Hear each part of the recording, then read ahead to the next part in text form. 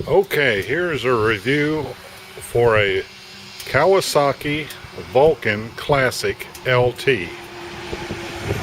The difference that this bike has over the standard custom 900 is that it has the metal studded seats and saddlebags, and also it's got an adjustable windshield here. If you look right there, there's a couple Allen screws there that you can loosen and slide the windshield up a couple of inches if you need to. It comes in a red and a blue trimmed bike, and the motor's a 903cc engine. It's got about 58 foot-pounds of torque at 3,500 RPM and right at 50 horsepower at full speed. And as you see, it's got a big bike feel. For a 900, it really feels like a full-size cruiser. It's really classified as a medium size cruiser. The thing that I like about it is that if you go up to the next size, say a 12, 1500, 1700, or the 2000 Kawasaki, you're talking anywhere from 200 to 300 pounds more on your bike. This bike weighs out at just a little bit over 600 pounds, so it makes it a real nice bike to handle. Got good big bike features. Got your footrests on either side. Got a standard motorcycle light. It's 65 watt high and 50 watt low, 55 watt low.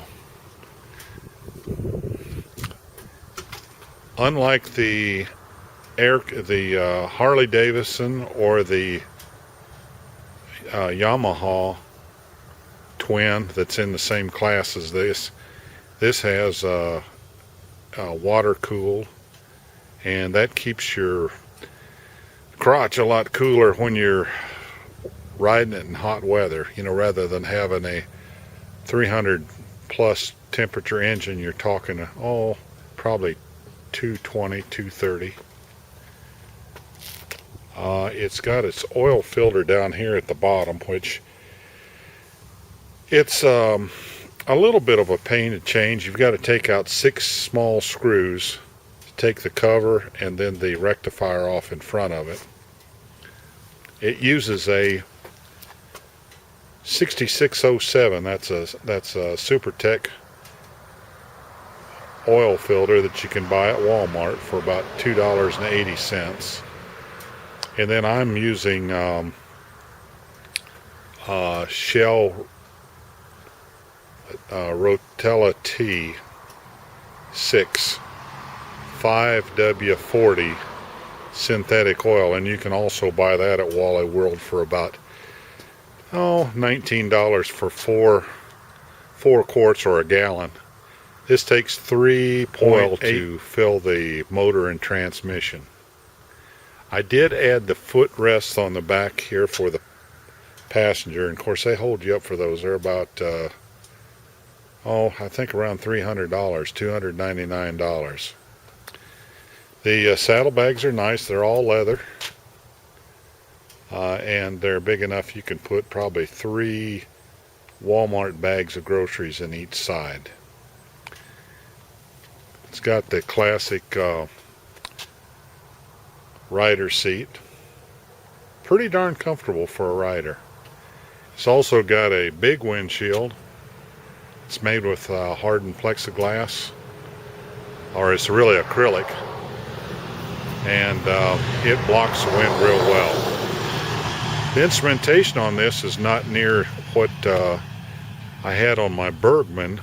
All you really have is a speedometer, a fuel gauge, a low gas indicator.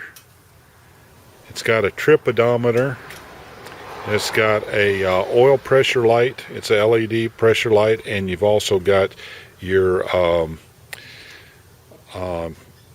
light for your ECM. This thing is a fuel injected engine. It's got two 38 millimeter throttle bodies on it, so the bike has got plenty of carburetor for the motor size. It's really not geared or designed for a lot of high top end horsepower. It's really tuned to give you a lot of low end torque.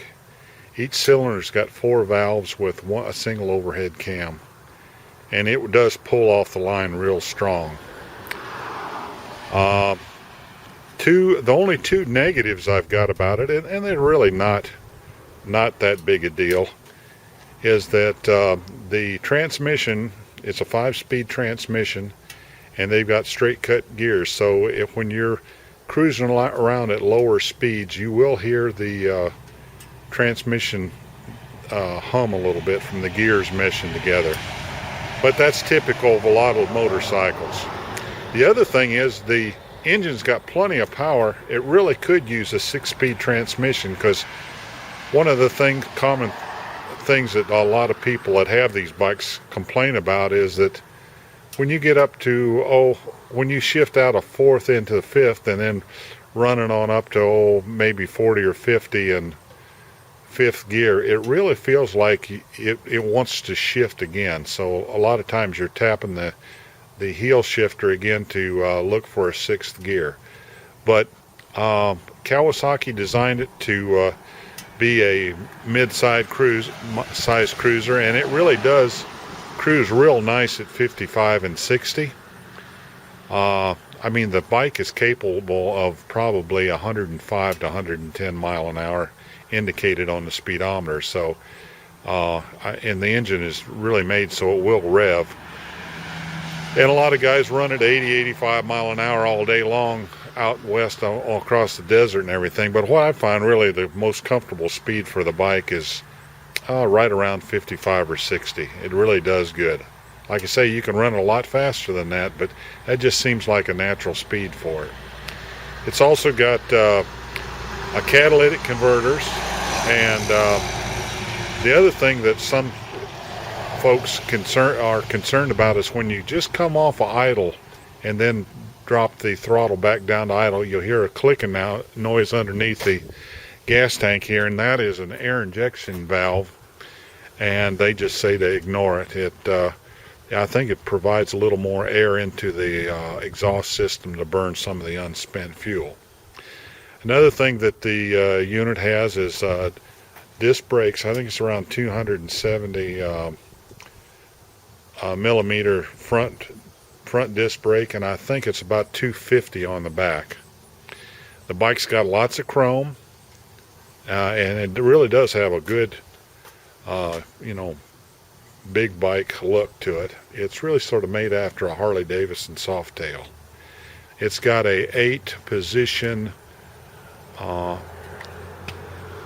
hydraulics, it's a shock on the back, and you have to take off the side cover here to get to it.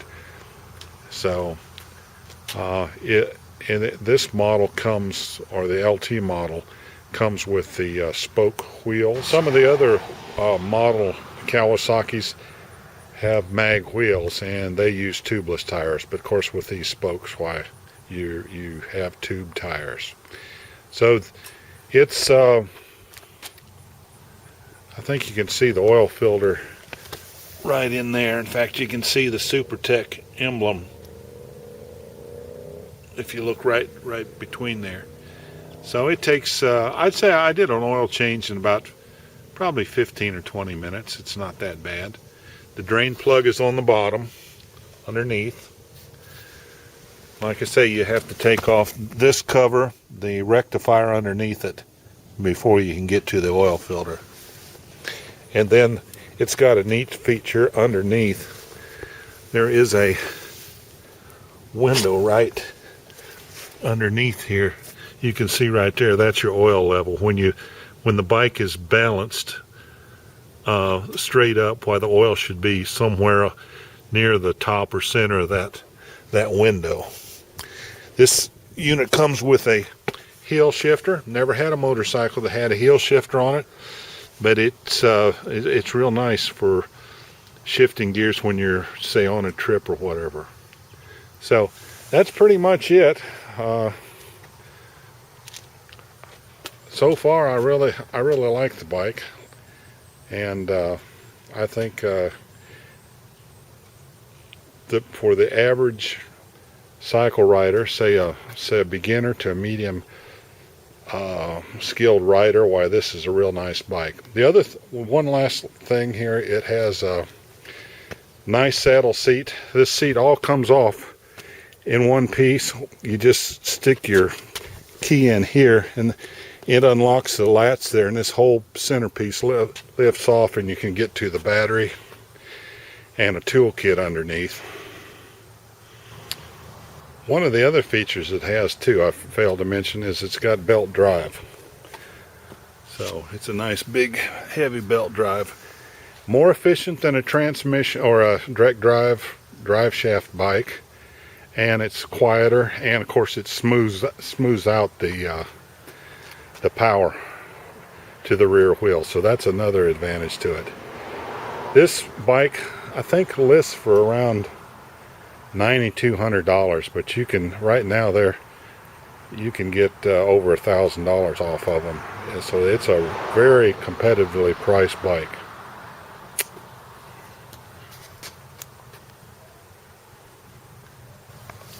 I thought while I'm out here I'd just crank it up and show you how it sounds. It does have a good sound to it. Just turn the key on down here, and you'll hear the fuel injector pump it up.